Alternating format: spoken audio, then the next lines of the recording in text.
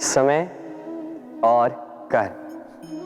देखा जाए तो हम सभी इन तीन शब्दों से भली भांति परिचित हैं। कदाचित हमारे जीवन में हम इन तीनों शब्दों का सबसे अधिक प्रयोग भी करते हैं। यदि पूछा जाए तो हर एक व्यक्ति का दृष्टिकोण इसके प्रति तनिक भिन्न है।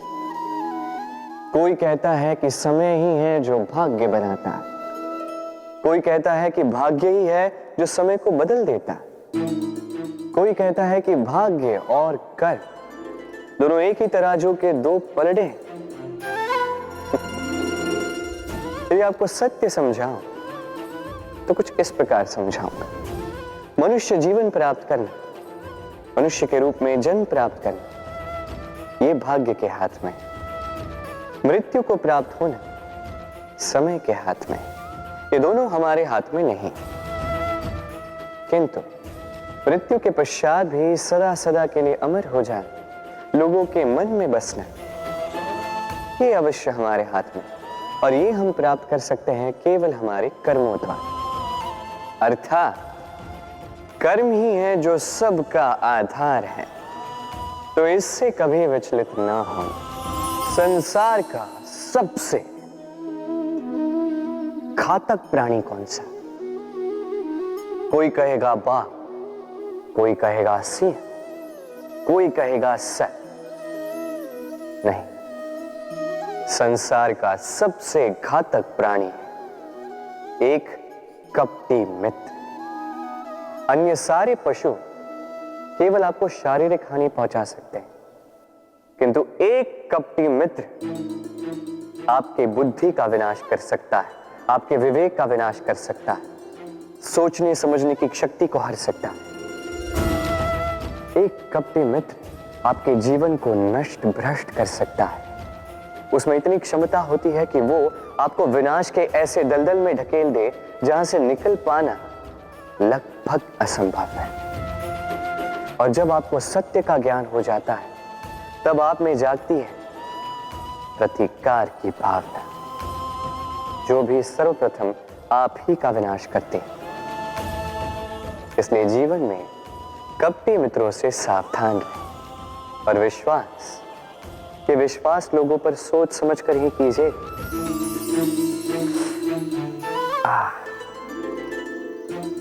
हाथ जल गया। अब आप कहेंगे कृष्ण यही तो होगा, जलते हुए कोयले को उठाने जाओगे तो हाथ तो जलेंगे ही। चलो इस संदर्भ में आप ये कहते हैं, क्या क्रोध के विषय में भी आप यही सब सोचते हैं? सोचना आवश्यक है, क्योंकि क्रोध भी इसी प्रकार है। हम सोचते हैं कि हम इस जलते हुए कोयले को उठाकर किसी की ओर फेंकेंगे, उसकी हानि होगी, किंतु सर्वप्रथम हमारे ही हाथ जल जाते हैं। ये क्रोध सर्वप्रथम आपका नाश करता है, आपके आनंद को छीन लेता है, आपके स्वास्थ्य को बिगाड़ देता है, आपके अस्तित्व को जला देता है। तो इस क्रोध से सावधान रहिए। संसार में कुछ लोगों की ये तीव्र इच्छा होती है, वो बस स्वयं का नाश करना चाहते हैं। कुछ लोग मदिरा पान में चोर हो जाते हैं, कुछ व्यसन करने लगते हैं, कुछ सबसे शत्रुता पाल लेते हैं। यदि आप अपना नाश ही चाहते हैं तो ये सब करने की आवश्यकता नहीं, बस थोड़ा अहंकार पाल लीजिए। जी, आपने सही सुना, ये अहंकार आपको नष्ट कर देगा। ये कांटे की जितना भी नहीं चुभता, किंतु धार से आपको काट देगा।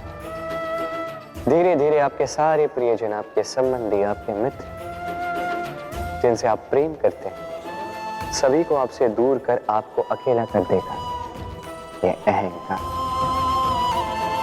यदि आप इस जीवन को जीना चाहते हैं तो विनम्र होना सीखें। यदि आप जीवन में स्वयं का नाश चाहते हैं तो अहंकार पालना सीखें। चयन आपका है, ये जीवन आपका है।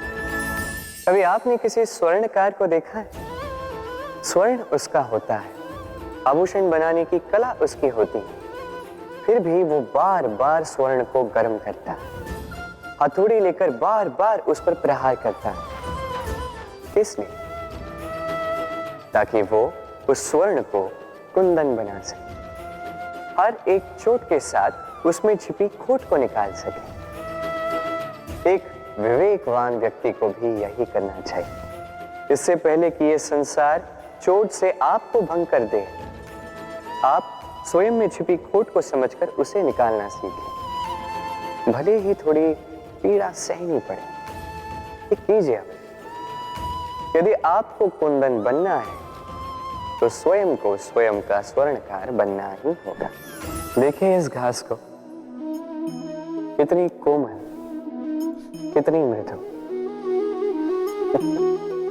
यदि इस घास पर चलोगे तो पांव की पीड़ा ही हर जाए। इसमें सो जाओगे तो एक मीठी निद्रा आ जाए।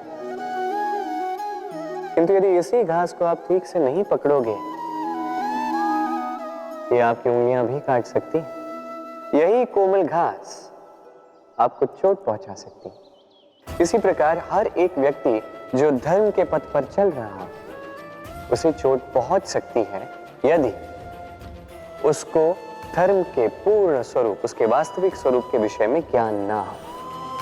इसलिए जीवन में जो भी वस्तु, व्यक्ति या अवसर आए, उसके बल के विषय में, उसकी दुर्बलता के विषय में पहले जानकारी प्राप्त कर लें, उसके पश्चात ही निर्णय लें। ऐसा करोगे तो सफलता अवश्य मिलेगी। आपने कभी जीवन में सूर्योदय देखा होगा?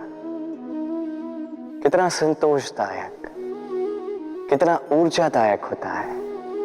मन में एक नई प्रेरणा सी भर देता है, एक नई उमंग।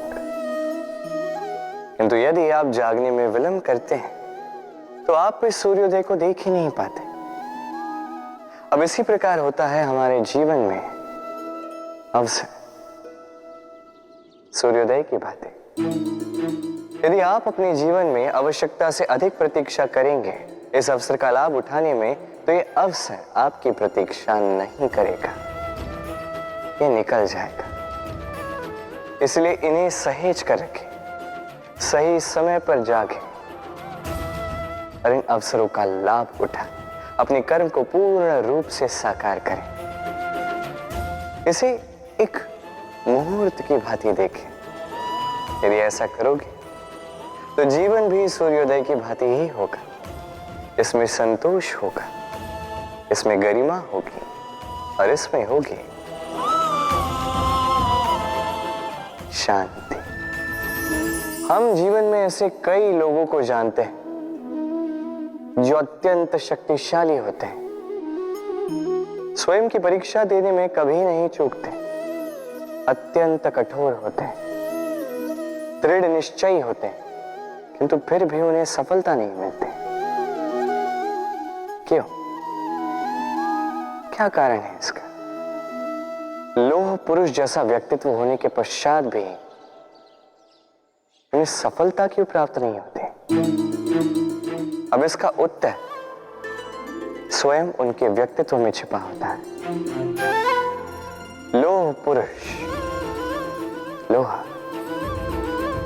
आपने कभी लोहे को देखा होगा, अत्यंत बलशाली, अत्यंत कठोर, किंतु केवल तब जब वो शांत होता है, शीतल होता है।